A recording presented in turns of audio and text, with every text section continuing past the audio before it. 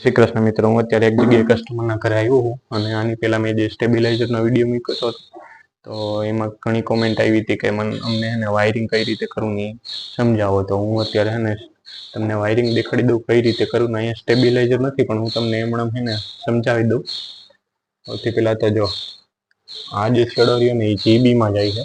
આમ જો આ જીબીનું મીટર છે, અહીંયાથી જે છેડો આવે ને એ જો આવડો આ છે, એટલે આવડો આ જે છેડો રહ્યો ને એ અહીંથી કાઢી નાખવાનો અને એ જે સ્ટેબિલાઇઝર રહ્યું ને એમાં ઇનપુટ અથવા તો આઉટપુટ બે લખેલું હોય એમાં ઇનપુટમાં દઈ દેવાનું અને પછી આઉટપુટમાંથી જે છેડો આવે ને એ પાછો આમાં દઈ દેવાનો.